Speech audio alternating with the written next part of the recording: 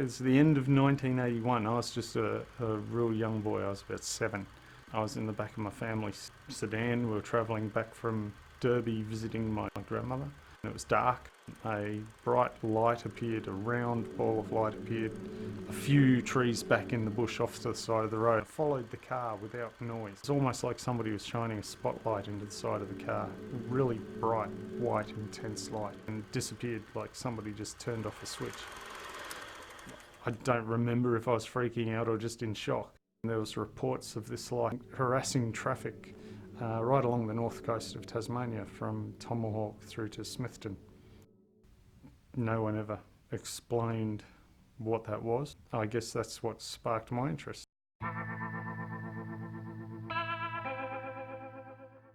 My name's Philip Polden. I run and represent a group or an organisation called TUFOIC, or Tasmanian UFO Investigation Centre. We take reports of unidentified flying objects, paranormal phenomenon and cryptozoological sightings. We investigate them. We really just want to find answers for people. Now, it doesn't happen straight away. Sometimes it can take days or weeks. Whether it's unexplained or we can explain it, it doesn't really matter. We just want to find the answers for people, and I think that helps the majority of people that actually contact us. 7% globally of UFO sightings are unexplained.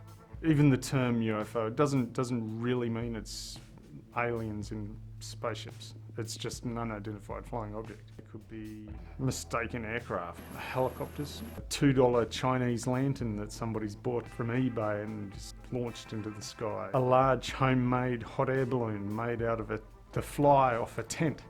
Garbage bags are great ones. People make little hot air balloons. You get this flickering orange light going across the sky slowly. Bunches of balloons filled with helium and little flashing LED lights hanging off them. More recently, quadcopters and drones. In the 80s we had 34 members. Currently there's 2. Advances in technology, mobile phones, people just aren't looking at the sky anymore.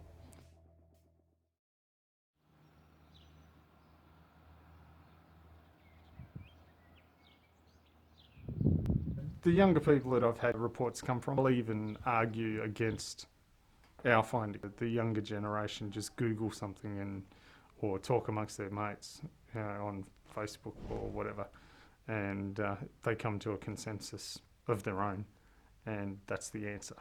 They'll send me a message on Facebook and say, hey, I just saw this blinking light in the sky up behind the mountains, can you tell me what it is?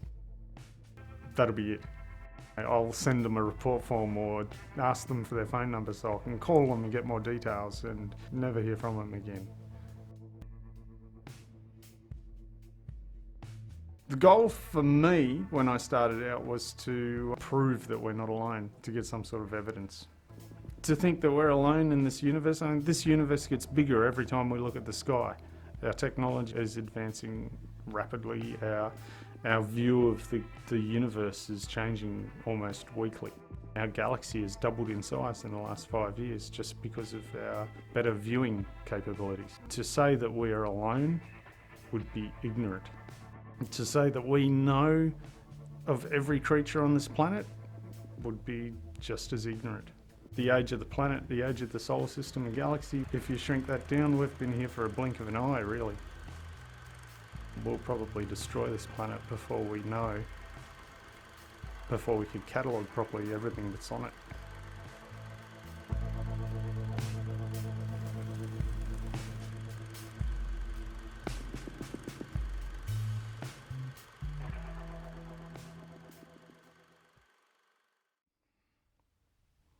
That's my belief.